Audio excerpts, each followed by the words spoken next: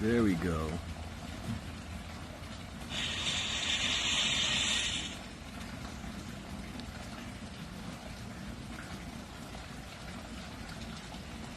Ah, where's my water? One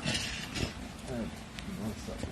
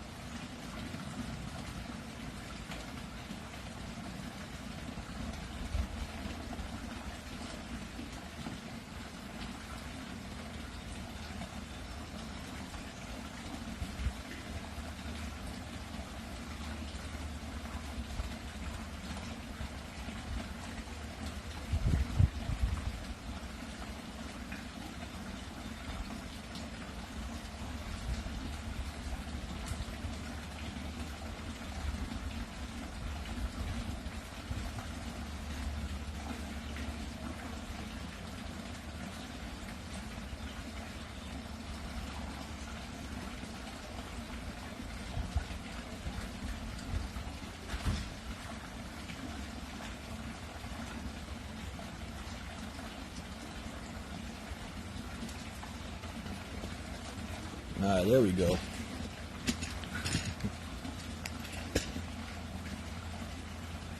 All right. Good afternoon, everybody. It's been a while since I've done a quick live outside. It is a beautiful day here in California. The sun is bright. There's no clouds in the sky. We've finally gotten over what they've been calling us this atmospheric river of water. Rain in California, but it is much needed. So, welcome. If you don't know who I am, I'm Brandon Ivey. I'm the CEO and founder of ILCA, Ivy League Crypto Academy. I hope you're enjoying your day so far. This is Thursday. We are coming to the end of April, and this has happened fast. Time seems to be moving by very quickly, very rapidly. So I hope you guys are being productive. You've got some plans of action, a plan of attack, and you're actually taking action to make your goals become a reality. I said it earlier this year that I came out of retirement into the direct selling space, and I'm following the same formula that I did in my early days when I started to have success. I'm doing the exact same thing, and I'm getting the same results. And this time, though, people say, well, Brandon, you've had success, so it's easy for you. So this time around, I'm doing it live in front of everybody. You're seeing us go from zero to the top, making 20K in just this month, doing this from scratch. So the success has nothing to do with the company. And I'll put it this way to you.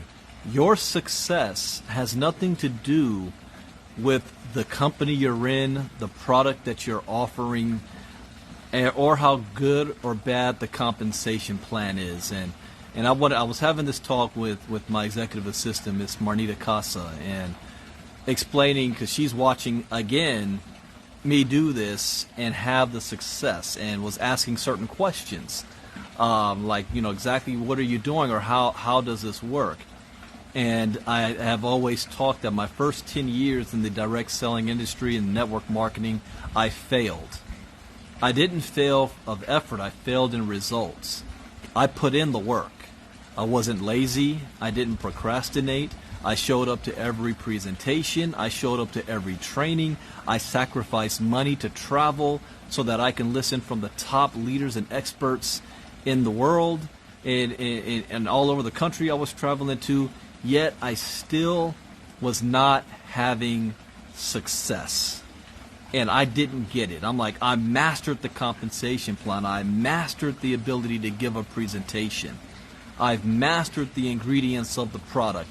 I can do a better presentation than that millionaire on stage, yet I still wasn't having success. And one real aha moment came when I was at an event, and I was a little excited. I had just got promoted to another position. I was a young and upcoming rock star. People were asking me to do presentations for their organizations, even though I was not part of their team. And, I basically thought that I was the shit. Okay, let's keep it real. And here's what happened. I'm in the audience, and they had this little woman come on stage to do the presentation, and she was horrible. She didn't do the compensation plan right. She messed up the product. She was getting confused. And at the end of the presentation, she got a standing ovation, and people were running up to her on the stage to take a picture with her like she was a rock star. And people were signing up left and right. And I was like, wait a second, hold up. She just messed this whole thing up. I would have did a 10-time job if that was me on stage. How in the world does she have all these sign-ups happening and I was not? And this is when I started to really pay attention and learn. People like to buy. They don't like to be sold. People like to buy. They don't like to be sold. We're emotional creatures. We care about our feelings. We make decisions based on our feelings. And sometimes that's irrational. It's like, think about some of the biggest decisions you made in your life. It's based on how it makes you feel. Relationships are not based on logic. They're based on emotions. They're based on feelings. How does this person make you feel? If they make you feel good, you want to be around them more. If they make you feel bad, you don't want to be around them. Hopefully, you don't want that energy around you. So, the reason why she had so many people that was ready to sign up on the spot is because she mastered the art of sharing her story, connecting with the people in the audience, that she was real. She understood where they came from. She had a similar path herself, and she found a solution to her pain. She didn't tell them. Here, let me tell you the mistake, and I see this all the time. Even with some seven-figure earners. Have you ever met a person who has success in everything that they do? Type yes in the chat box if you've met that type of person. Have you ever met a person that it doesn't matter what they do, you might think they're just always lucky, that they always have success in everything that they do? At the same time, have you ever met a person who, no matter what, or has only had success one time and never been able to repeat that success in other ventures? Have you ever met anybody like that? Type yes in the chat box as well. We call these the one-hit wonders. These are guys or gals that maybe early in their career, they had a big hit in one company, made 6 and 7 figures, and they've been riding that story for the past 15, 20 years. And they have never been able to duplicate that level of success. And then there's a third individual.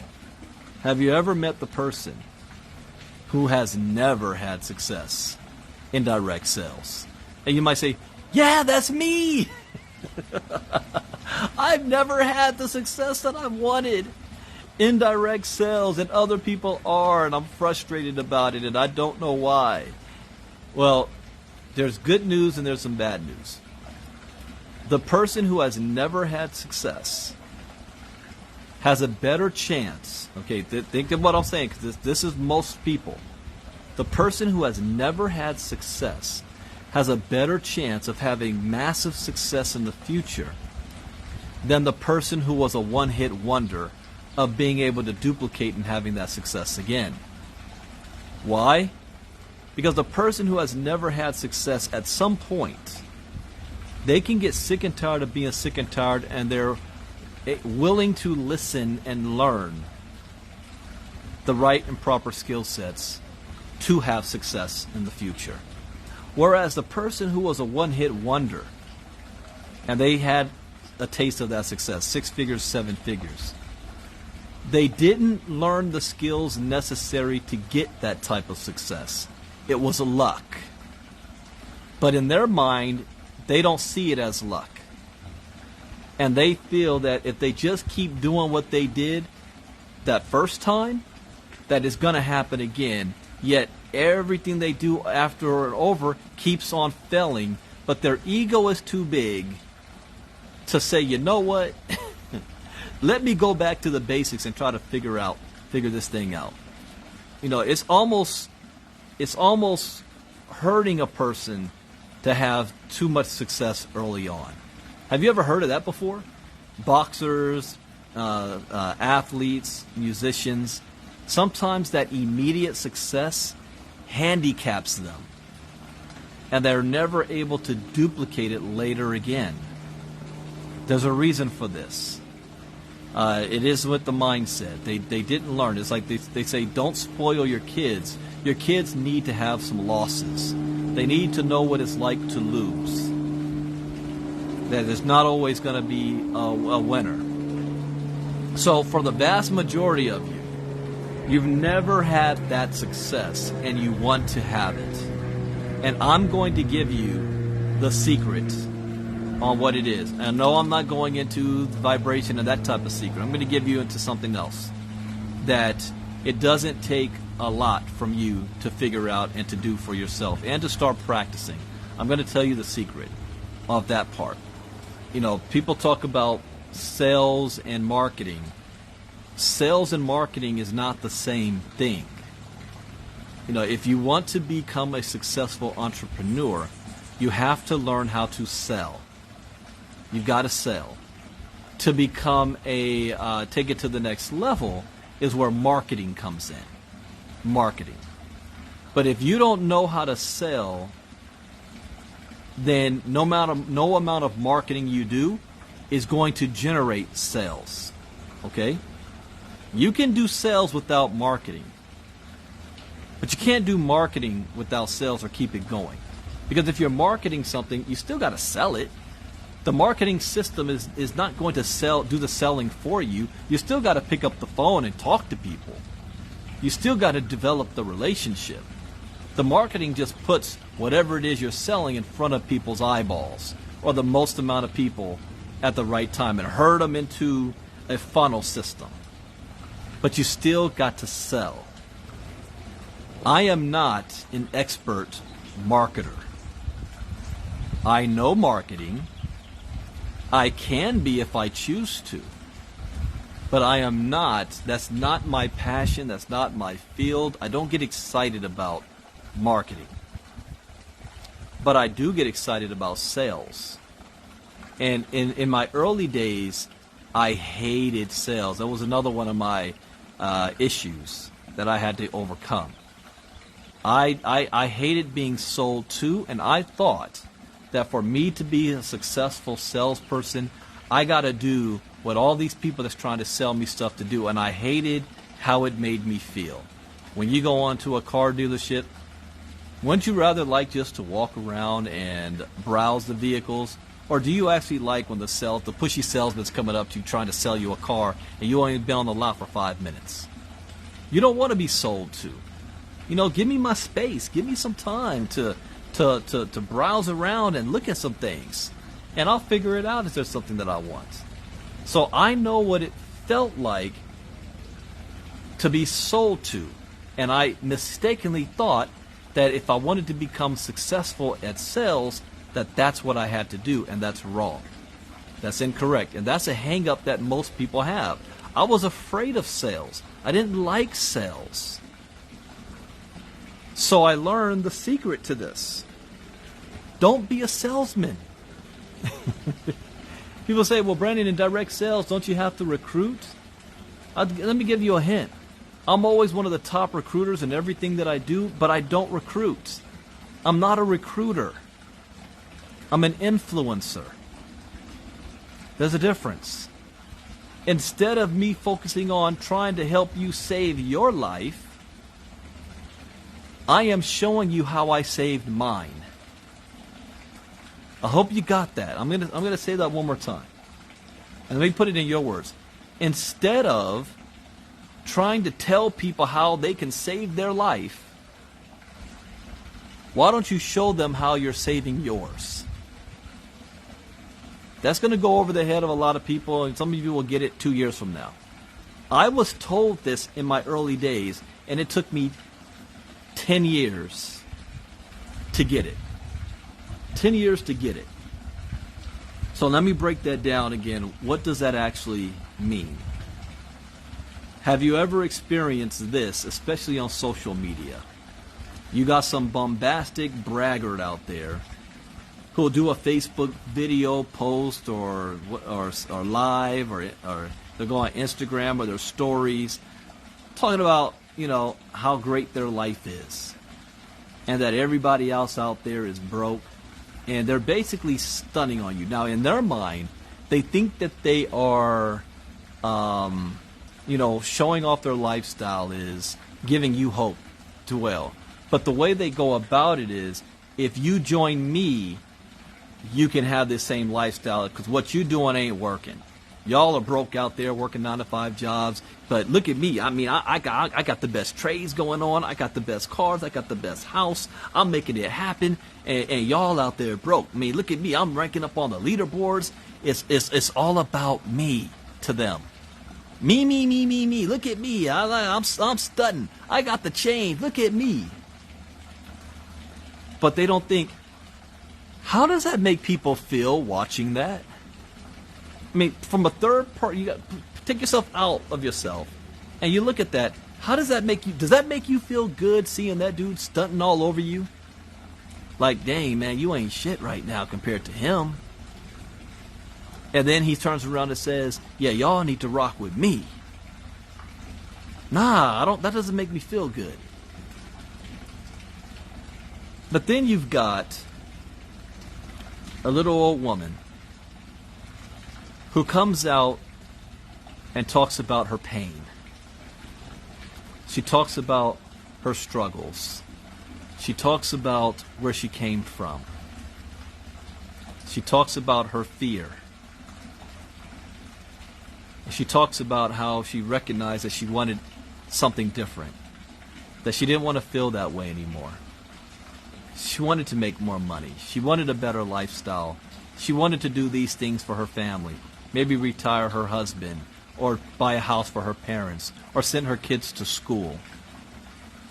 And she talks about how happy she is that she found a way to make that happen. She found a solution to her problem.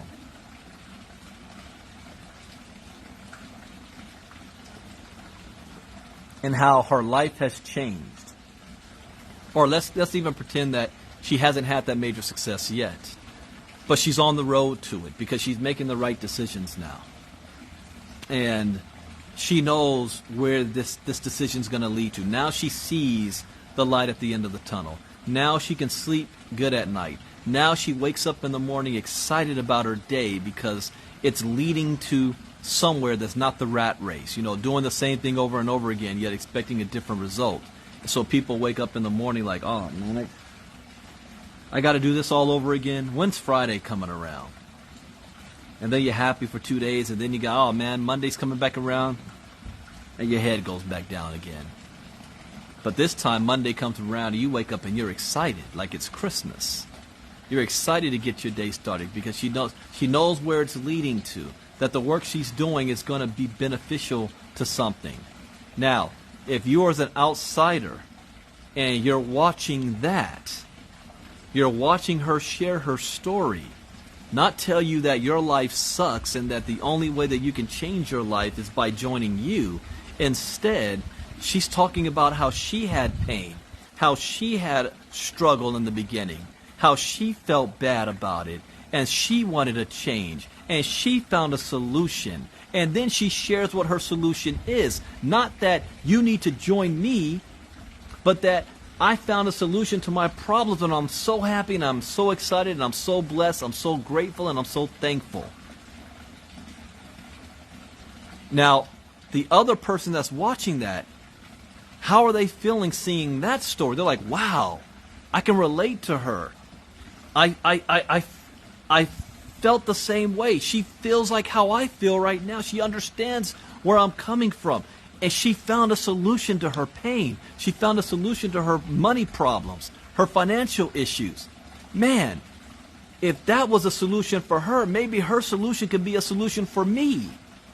And now instead of her going in your inbox, you're going into hers. Please tell me more about what it is that you're doing and how I might be able to be about it. See, the reason why I'm a top influence or a recruiter in everything that I do, and I'm never in anybody's inboxes. They come to mine. Brandon, I saw you a lot. Can you tell me what it is that you're doing to have that type of success? What did you do? I was so excited, and you never told me exactly what it is that you do. People like to buy. They don't like to be sold. When you're doing a presentation, and you think that you're giving the best information out there, and at the end of the day, nobody signs up. There's a formula to this. There's a science to this. When I do a presentation, 9 times out of 10, somebody's already made a decision that they're going to sign up in the first 5 minutes. And guess what? I never even talk about the company in my first 5 minutes of a presentation. Do you know what I'm talking about in my first 5 minutes? My story.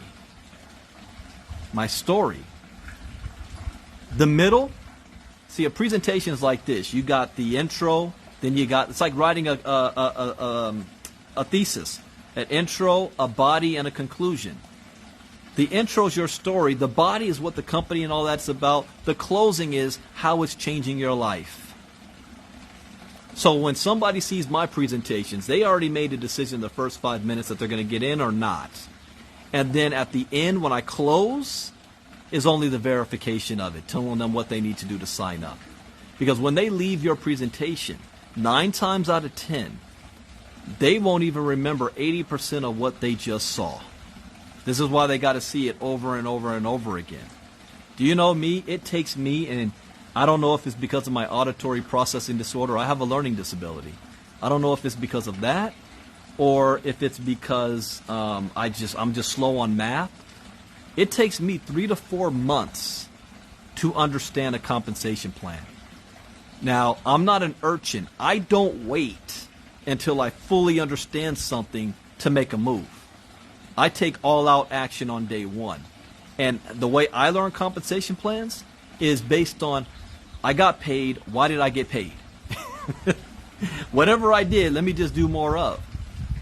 The metaverse project that we're a part of right now, I still don't 100% understand the compensation plan, but I've already made $20,000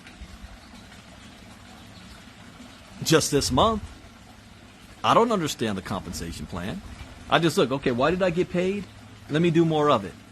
But some people, they got to wait till they understand every little detail before they, and that's okay. I'm not saying that that's wrong. I'm just saying I move faster. I'm willing to take more risks. But how do you make people feel at the end of the day? Do you make them feel valuable? Do you make them feel important? Do you make them feel that there's hope in their life, that they're not a loser? And a lot of people think you got to put other people down to make yourself look good. And unfortunately, a lot of networkers do that. That's not their intent, but they don't know any better, and they do. And they don't realize that they're doing it. You don't realize how many people you're turning away because you never hear from them. You never know. Here's another thing that I learned too. That's a major key in my success. You never know who's listening and watching you. You know, if you do a live and you only see 2 or 3 people on, you think only 2 or 3 people saw you. The vast majority of people who watch my lives and watch my videos don't watch it when I do it live. They watch the recordings, and I never know that they're doing it. You never know who's watching you. Always be mindful of that. Be excited about what you do. You know, you light yourself on fire, people will come to watch you burn. They don't care what it is you're selling. I can go out there and join some opportunity selling selling tires on the side of a highway and be the #1 recruiter in the company. It ain't about the company. It ain't about the products. It's not about the compensation plan. Another thing that I learned is that people sign up with you, not the company. So really what you're selling, and really write this down, get key with this. What you're selling is not the product. It is not the company. It is not the compensation plan. What you're selling is you. Why do you think big companies get celebrity endorsers? People aren't buying the product, they're buying the celebrity who's endorsing the product. You've got to become a celebrity. You want people, you've got to become, here's a word that I heard a long time ago and I didn't understand is, you've got to become attractive. What? Well, maybe what if I don't feel I'm attractive. I'm not talking about your physical looks. If you are attractive, that is a big benefit. I see Miss Tracy Walker on here. She's attractive. That just a smile and you're in the door. That's not all you need. It's not even the main thing. It's just easier.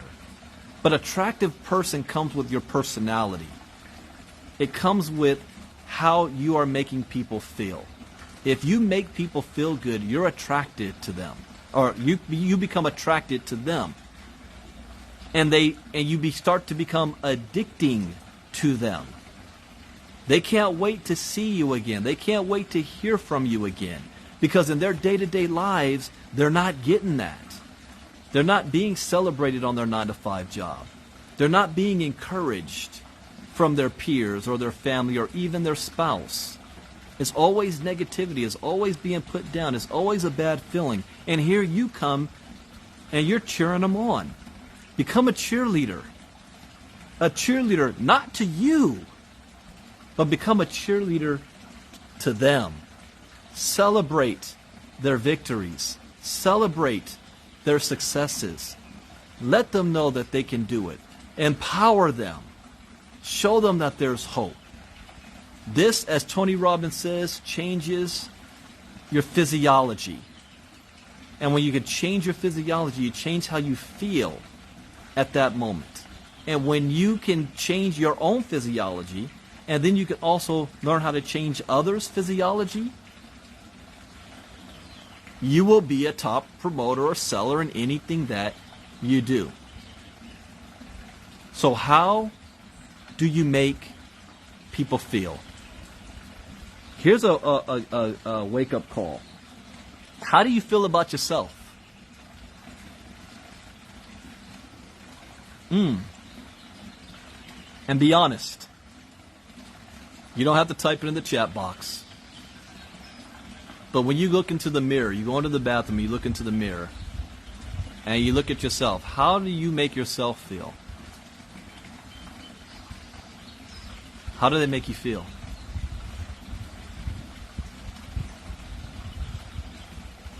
If you can't feel good about yourself, nobody else is going to feel good about you. And if nobody else feels good about you, you're not signing anybody up. You're not selling any products. I love that Michael says, I love me. That's right. Love. You got to love yourself. Hug yourself. Be happy in your skin. You've got to take a temperature of you.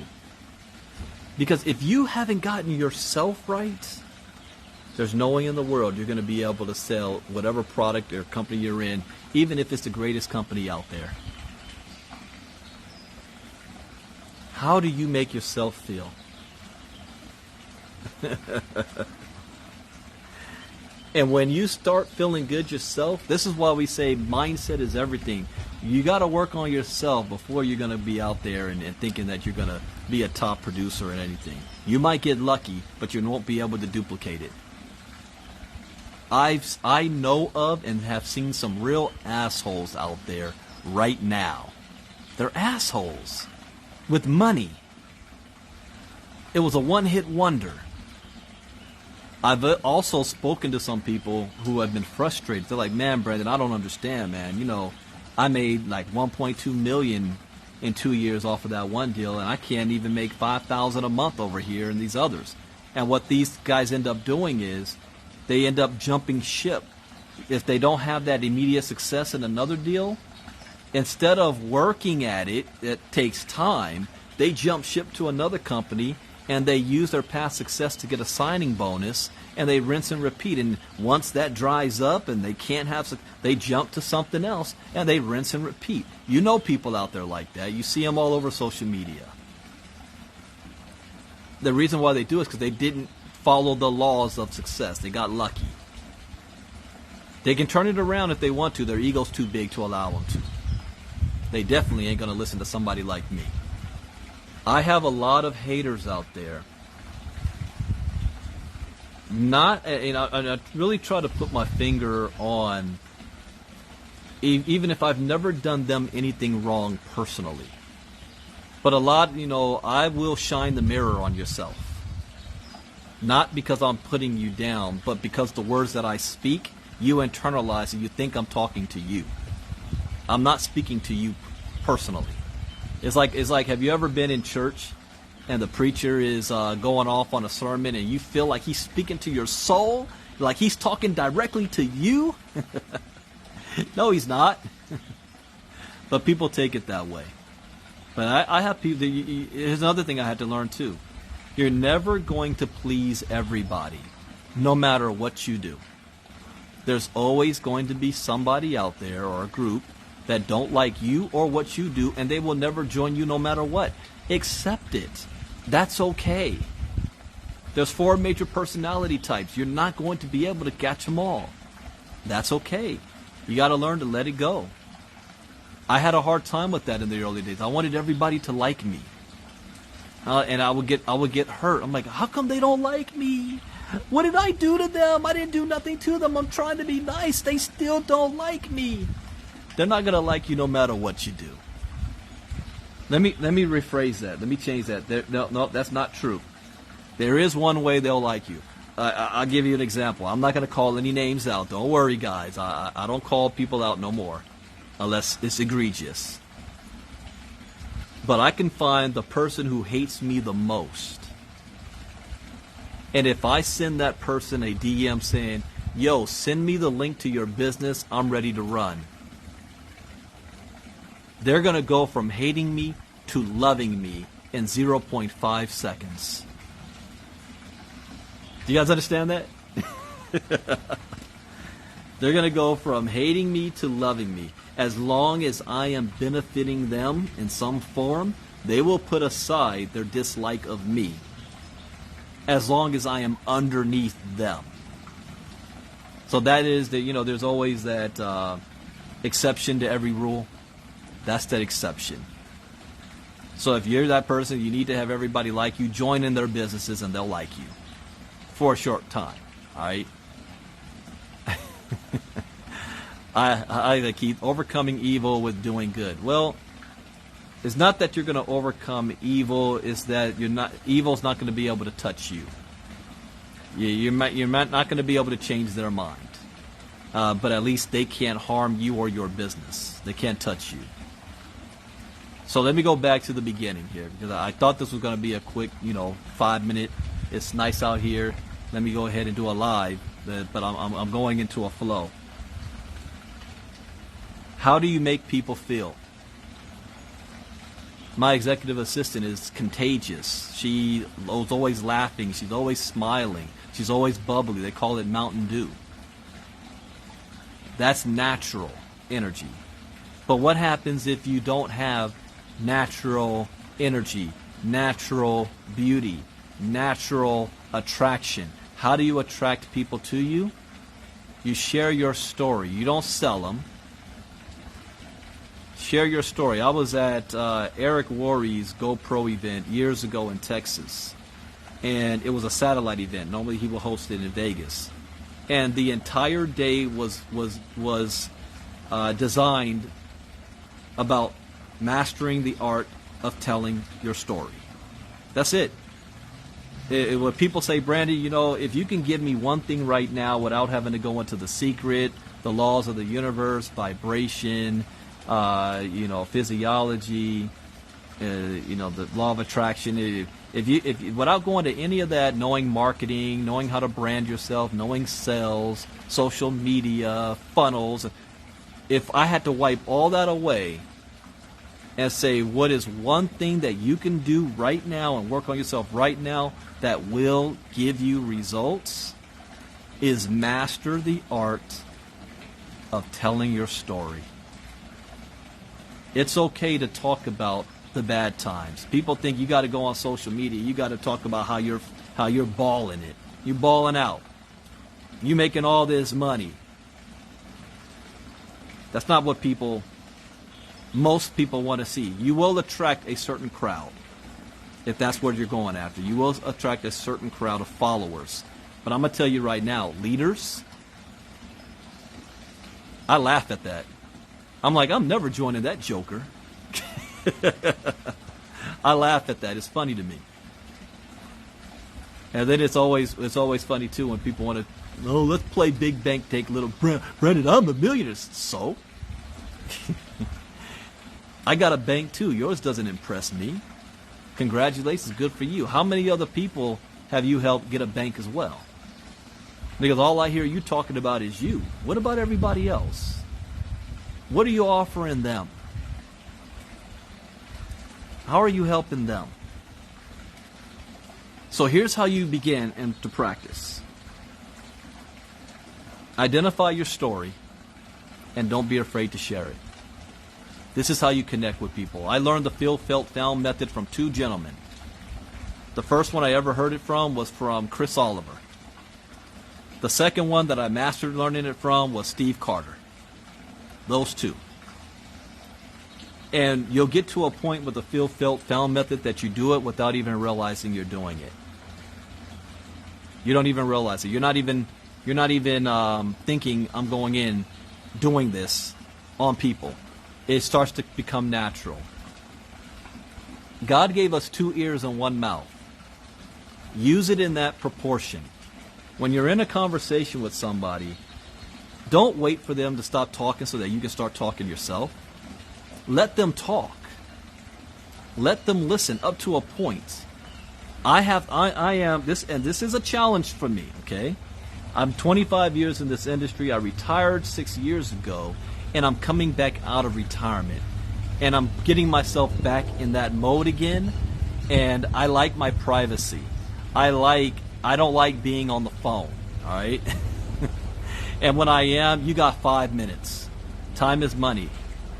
But now I'm getting a little bit more relaxed and going back into listening. Because most people don't have anybody that will listen to them. And let me give you guys another secret, okay? This was a trick. Yeah, I have no problem giving away all my little tricks. My father taught me this trick when I was in high school. And you know that whole thing about be attractive? I was not attractive in high school. Anybody, if you want to remind me next time I'm on Zoom or something, I'll pull up a picture. I had nicknames for me in high school. They called me Humpty Hump, big nose. They called me Urkel because I had Urkel glasses and I had the same high top fade as him. I had dorky, clothes. I didn't know how to dress or nothing. I still don't know how to dress. And I was the little ugly duckling. I was short. I was skinny. I didn't have my growth spurt until my junior to senior year in high school. And it was so bad that my senior year in high school, people that I grew up with didn't recognize me. I remember one of my cousins came over and was looking at my mom had my senior pictures up, and my cousin was like, because she liked all my friends, basketball friends and track friends. And she was like, "Ooh, who's this? I thought I knew all your friends." And my mom was like, "That's Brandon." She said, "What? What?" So even though she was looking right at me, she still sees me as when we were kids. So I was an ugly duckling. And I loved girls, and I couldn't get girls to talk to me and anything, and it always bugged me. And my dad said, "Okay, you have to understand the mind of a teenage girl. They're dealing with teenage boys too, and teenage boys always we want to brag, we want to show off. We're the captain of the football team. I'm doing this, I'm doing that. We want to brag because that's a teenage boy doesn't have a job, it doesn't have money, so the only currency that they have is whatever it is that they're doing at the time to brag about. Sports and all that kind of stuff. And the girls at the time, that's what they attract. They're attracted to that part. And so, but teenage girls' minds is different than teenage boys' minds. What is it, Linda, right? I've learned that people will forget what you said. People will never forget what you did. The people will never forget how you make them feel. Maya Angelou, there you go. But I'm going to get to that in a second. But here's my story on this. So my father said, Brandon, teenage girls love to talk. They love to talk. Listen to them. Don't say nothing. Just listen. So, what I lacked in height, size, and looks, I made up for in my big ears. And I'd get on the phone with them, or if we were in person to person, and I would just listen. And I learned another trick. I agreed with everything that they said. I would be like, wow, you are so smart. Wow, I don't understand how they didn't understand what you was talking about. Wow, yeah, I can't believe they did that to you. I was agreeable. All right? The result of me doing that was that I became one of the most popular boys to talk to. And at the end of the conversation, it was what I thought was funny. The first time I did this, the girl was like, wow, you're such a great talker. I love talking to you. And in my mind, I'm like, girl, I only said like 5 things. You've been talking for 2 hours. It wasn't a conversation. I was just listening and agreeing. But to her, I was a great listener. And then she would tell other girls. And I would talk to other girls, and I'd give them the same thing. And it got so bad, I remember my mom didn't realize what I was doing till later. And I was in one of our game rooms, and I was playing a video game. And we didn't have cell phones. Remember the old phones? And I had it to my ear, and I had it like this. And I was just playing, and I was just sitting there. My mom came in to get something. She got it. She saw me. She walked out. She comes back in for something else and notices that I hadn't said anything. And she said, "You on the phone?" I said, "Uh-huh." And so she walks out again, but then this got my mom curious. So then my mom comes in again. And she comes up to the phone, and she puts her hair down, and she hears the girl talking. She goes, "Oh, okay." So she walks out.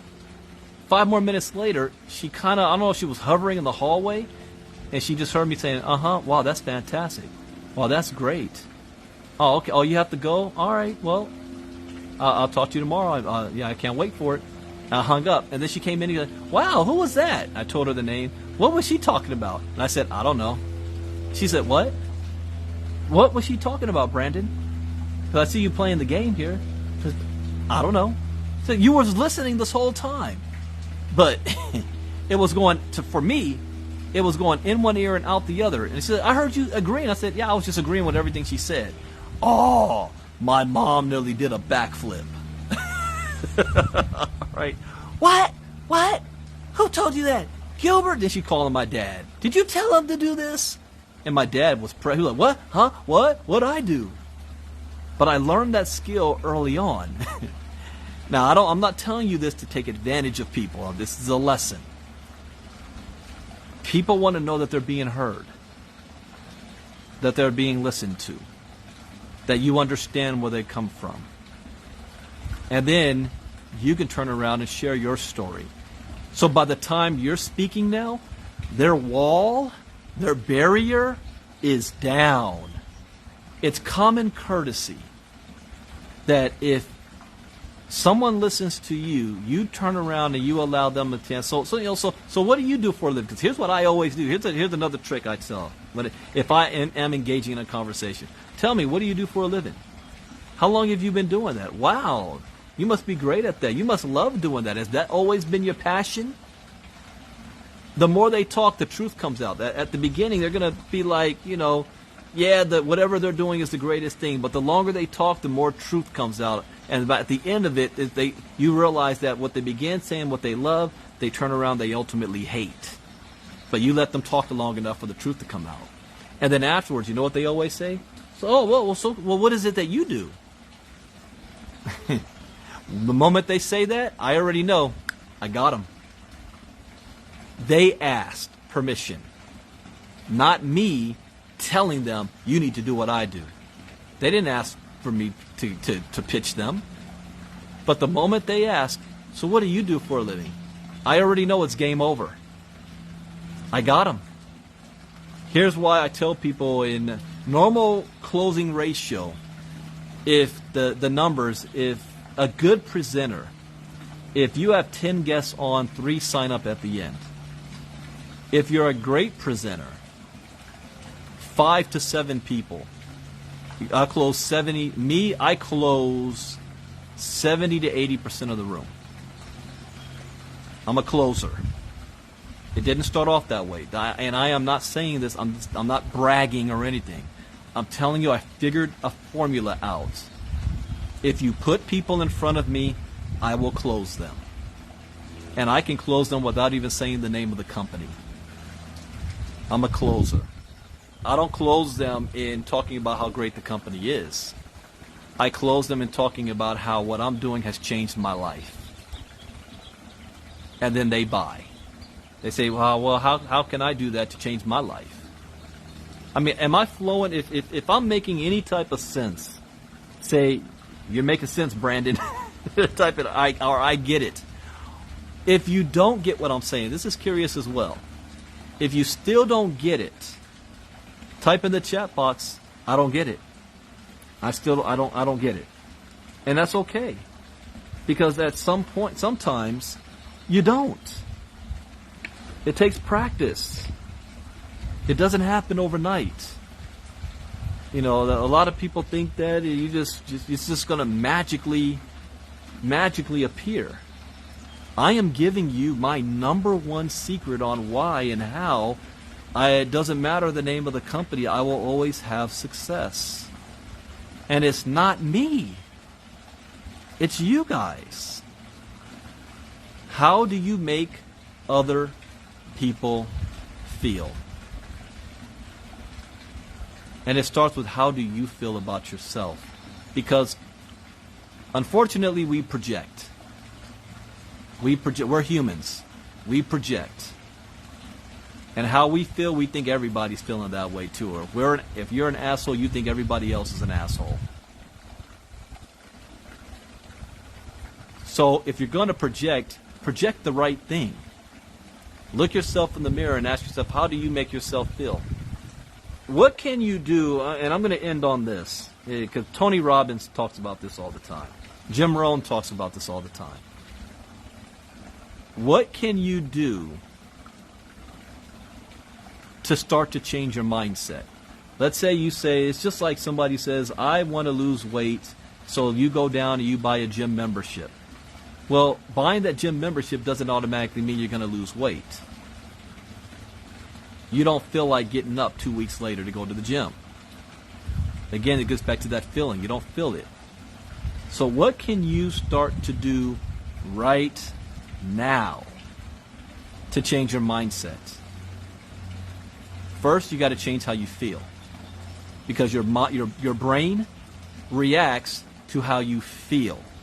It starts to vibrate on how you feel. So if you're always feeling bad, if you're always feeling down, if you're always feeling sick, if you're always feeling hurt, if you're always feeling pain, your brain and your mindset is vibrating on that emotion, that feeling, and you're sending that out into the world. So the first thing, this is why Tony Robbins is the most successful out of all of those who came out of the Earl Nightingale school of thought. Change your physiology. Start doing things that you enjoy. I'm not talking business. The world seems to be crumbling around you. You don't know how you're going to pay your bills next month. You can't sleep at night because your brain just won't stop thinking. A lot of people will start doing self-medication, whether they get drugs or they become alcoholics, to drink, to numb the pain, to take them somewhere else. It's the same concept, except let's do it in a more positive way. Not destructive things, positive ways. What are some of the things you can do to change your physiology? Well, what are you passionate about? What do you like doing? What puts a smile on your face? Dancing? Michael says, I had a guy that was past due on his monthly fee tell me he will start paying when he starts making money.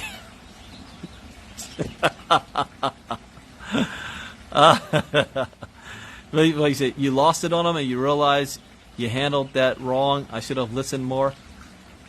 Okay, hold that. I'm going to come back to that. I'm going to tell you, because I've had that happen to me, and I have a perfect response to that. So let me tell you first how you can change your physiology first. Music, like Neil Brooks says. What's your favorite music?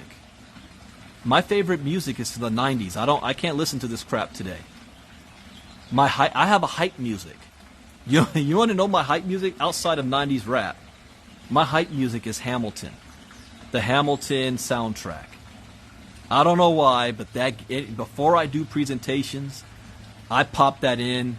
It drives my family crazy, but I pop that in. That gets me hyped. Hamilton soundtrack. Dance, if you like to dance. Get your body moving. Get that excitement going. Makes you happy. It produces those positive endorphins. Eat. Don't indulge, but find some of your favorite food that you like to eat and eat it. But the key is don't indulge, all right? Because people eat and get fat. Chocolate or whatever. Find something that's going to make you feel good. Have sex. What? Yes. Sex is a stress reliever. Those endorphins flood your body and it makes you feel good. Or whatever form you need to do to get that orgasm. What else? I love playing video games. It's my relaxer. When I'm angry, I'm like, I got to get into this game and go blow somebody up. You know how I get a kick out of that. I play this one game, right, that whenever I do blow somebody up, their microphone turns on their end, and I can briefly, for I think 5 or 6 seconds, hear what they say. And it always, son of a, damn it, what the hell, no, you know, and whenever I hear that, it's like music to my ears, and I start dying laughing. Laughter. Watch your favorite comedy show or comedian. Laugh. See, these things temporarily change your physiology. The destructive things is people get into drugs and alcohol for that same effect, but that's destructive. Do things that make you feel good, that's positive. Short term. Get your mind off it. Go see a movie. Step away from the keyboard. Get away. Go outside. Like right now, I am enjoying nature. Now, I'm already feeling good, but this is helping me to feel even better. Makes me feel even better. What's going on, Melvin? Enjoy nature for it. You know what else I do? My wife makes fun of me for this, but I love to take long bubble baths. And when I say long, I'm not talking 30 minutes. I'm talking 2 to 3 hours where I am chilling. In my master bedroom, we got where the window is at a certain time of day. Like normally right now, I would be, after my lunch, I would either be taking a nap or I will be in the tub. And I'll have my bubbles, I will have my music going, and I'm on my phone doing some work on the others. And the sunlight is shining in on me. That's like serene for me. It makes me feel good. Especially when I'm feeling down or things aren't going my way. I need to hit that reset button. So those are things that you personally can control. And what happens is, now when you start to attack whatever problem you have, you're coming from a better vibrational place. Now I want to go back to what Michael Pendleton said, and I'm going to tell you give you an option, because there is no one right way. Okay. When he said, someone said, I'll pay. I'll get on auto ship. I'll keep paying once I start to make money. How do you respond when you hear something like that? My mentor, Dr. Byron Nelson, would just look at them like they're stupid and keep moving at this stage of his career. He's like, I ain't got time for stupidity. You can get angry at them like, have you lost your mind? Don't you know the basic idea? It takes money to make money. But if you decide you want to take the time to engage with that mindset, here's how you do it. You're like, wow, I can completely understand how you feel. I completely understand. Tell me more about it. Tell me more how you feel about that. You're not going to pay any more monthly auto ship until you start making more money. Can you tell me more about that how that makes you feel and why you feel that way? Well, man, I was in that meeting and he promised that I was going to make this and guarantee me this, and I've been on auto ship for 3 months and I haven't made a dime. This thing doesn't work. I'm not spending no more money. Again, wasting money. And let me tell you, fellas, when you hear this from a guy, a lot of what you're hearing is not necessarily coming from him, but his significant other, who is riding him behind the scenes that you don't know about, that's saying, I see you on these calls all the time. I see you spending this money monthly, and ain't no money coming in. You need to be doing something that's going to be making money. Now, he's never going to admit to you that his wife is in his ear, or his girlfriend is in his ear, or his mother or family is in his ear. He's never going to admit to that. So he's got to come up with something, an excuse. Like, I'm not making no money, so I ain't doing it. Because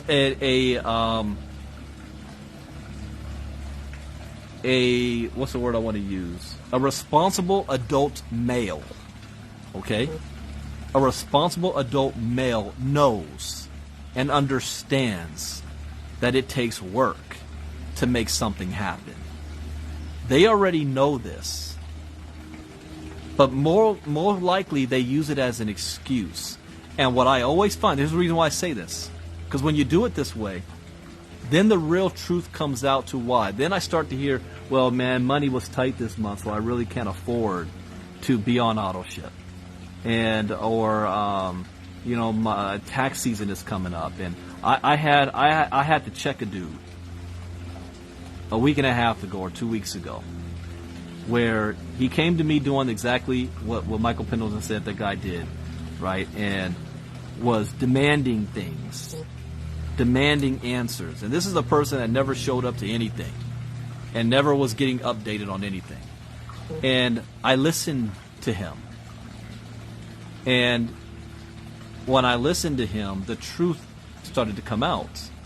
And the truth came out was that he had to have, his wife was doing the taxes, and they had to pay tax bill the following week, and they were trying to look where they could get money to pay the taxes. So he was looking at all his options. So then he's looking at his investment and was like, yeah, if I sell this investment, then that investment could cover the taxes, and I can get my wife off my ass.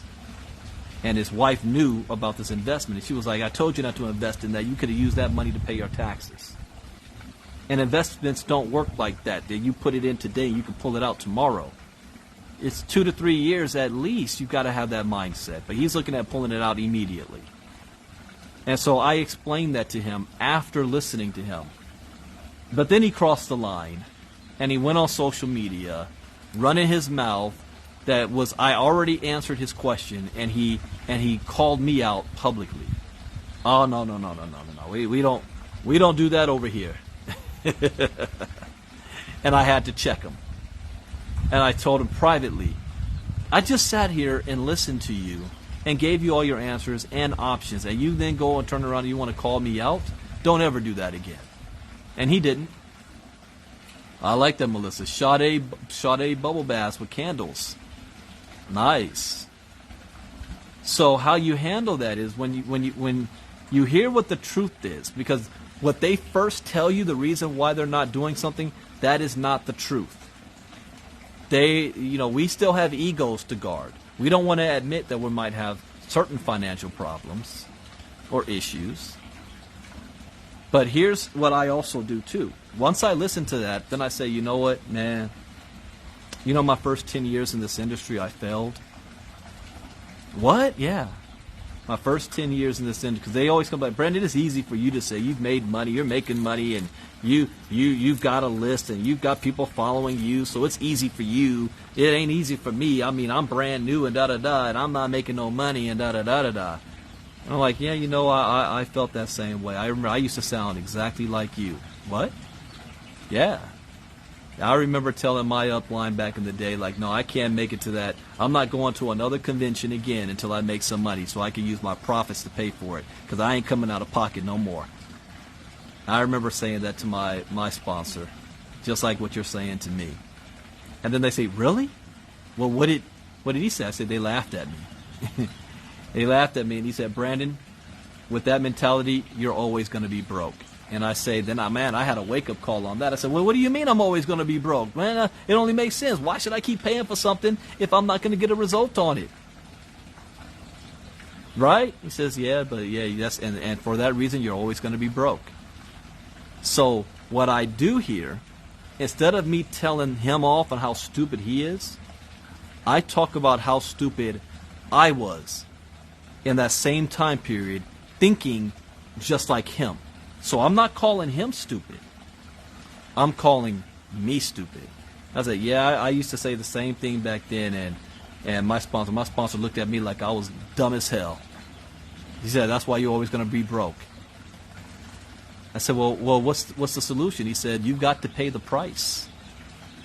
There is no victory without paying the price. You've got to go through the challenges. Just like playing a game of football. If you're on offense and there's no defense there to stop you from making a touchdown, is the touchdown really worth it?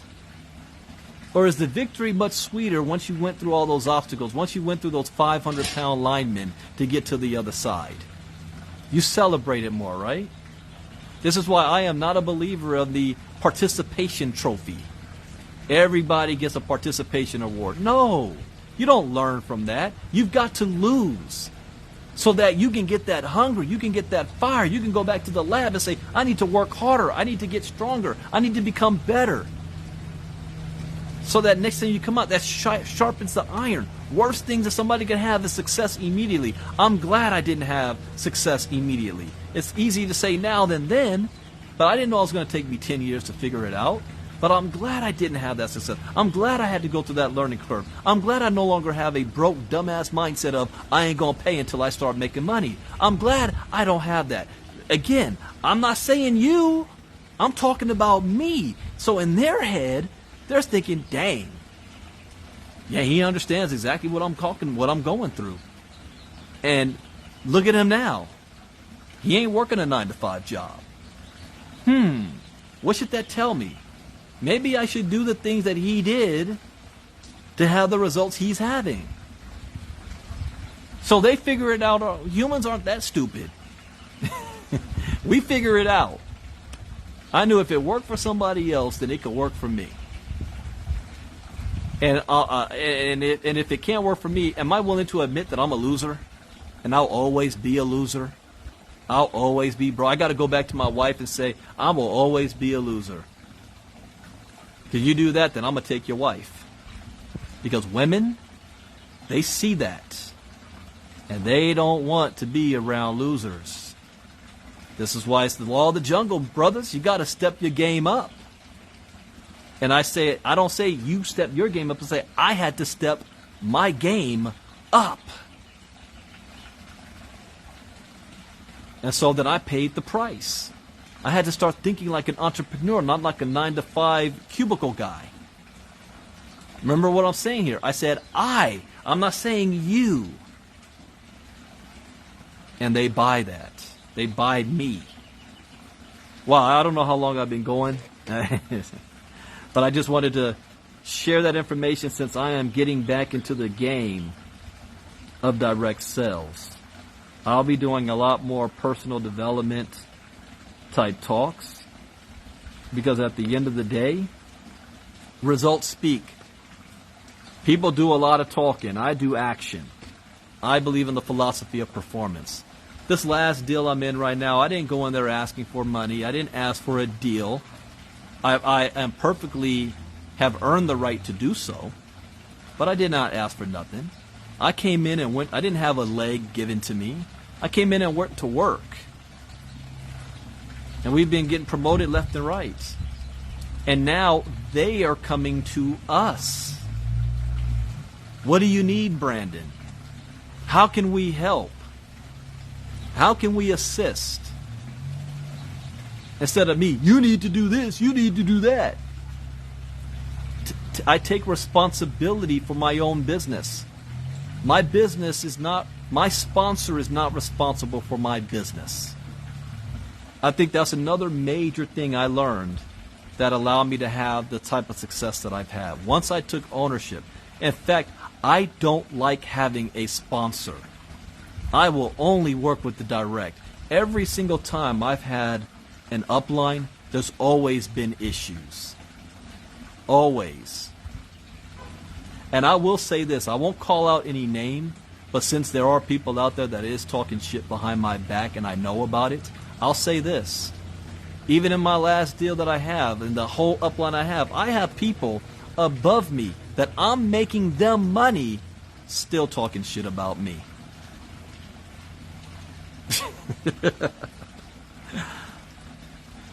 So I only work with the top.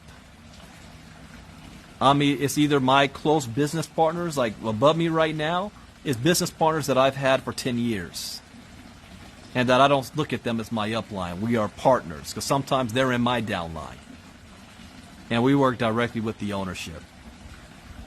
Upline has always gotten, you think, your upline is there to help, and there are. But for me, my upline has always gotten in the way. You want to know why? Because I've always been of the opinion that I'm going to outwork everybody. So I always put in more work than my upline. But they wanted to always reap the benefits of my work and take credit and claim credit for it. And then throw me under the bus at the same time. So I don't like having uplines. Unless I really trust them. And then they're always trying to get me into other things too. Because they know that I help them have success here. They need me so that they can have success over there. And I say they can go jump. We don't do that over here. So become independent. Your upline is there to support you. Your upline is not your crutch. The moment you can become independent of your upline, you've crossed to the other side. If you're in an organization with a binary, if you're already looking at how much spillover am I getting, you're going to be limited on how much money you make. If your mentality is how much spillover am I getting from my upline, you're not going to be a 6- and 7-figure earner. You might make some money. You'll make a couple $1,000s here and there, but you ain't going to be pulling $1,000, $2,000 a day. I always act as if I am the top and I have to build both my legs. Period. I create the spillover. I'm not looking for spillover. And if I ever do get to spillover, I'm like, oh my gosh, like I'm loving Peter Blackwell right now. Peter's my dude. I ain't expecting it, but there it is. That's a bonus. It's not a necessity. All right, so I covered a whole lot. I gotta bring this down. Remember, I used to do tips of the day. I might bring that back. Short 5-minute tips of the day to teach you guys not just join an opportunity, but how to have success in it. A lot of upline, they just want to sign you up and then you're on your own. Let me show you how to have success, how to build, how to create a following, how to become an influencer, not recruit, but become an influencer, how to change your mindset. All of that will lead to success. All right? I hope you guys learned something new. As always, that's the point. We are still in the middle of our 5-day challenge tonight. We are going to be talking about the metaverse. And guess what? You can do it for free. All you have to do is register. ILCAchallenge.com. ILCAchallenge.com. And come on out for an hour and learn about what the metaverse is all about. Always watch who you're listening to and following. If you guys are following people who show up every 2 or 3 months just to pitch an opportunity and you never hear from them anytime again, they ain't helping you build. All right? It's not that what they're doing is wrong. That's fine for them. But I'm talking about you. If you need that person. I don't need my sponsor to be all up in my face 24/7. I'd rather they not. But if you're following somebody that they only show up when it's time to pitch the next deal and show you how to say, well, you know what you're getting. Let me put it that way. You'll know what you're getting. Because it's not bad. I don't say that in a negative way. It's just you got to know where you are and what you need. And I want you to become a leader, not a follower. In fact, I'm looking for leaders right now. I'm looking for people that want to outwork me. Who's willing to outwork me? That's the Mamba mentality. Will Smith has that mentality. Michael Jordan has that mentality. I look at the NBA today, not too many of them got that mentality. They ain't got it. They settle, they're satisfied with who's willing to outwork. That's what we're looking for right now, because we are talking 7 figures over here. 7 figures. And soon the world's going to know what we're doing. So with that, I will see you guys tonight on the 5-day challenge. This is Captain Bitcoin Brandon Ivey on star date 04262023. I'll see you all. Is it the 26th or the 27th? Tonight might be the 27th. I'll see you guys tonight. Bitcoin Brandon out. Take care. Bye-bye.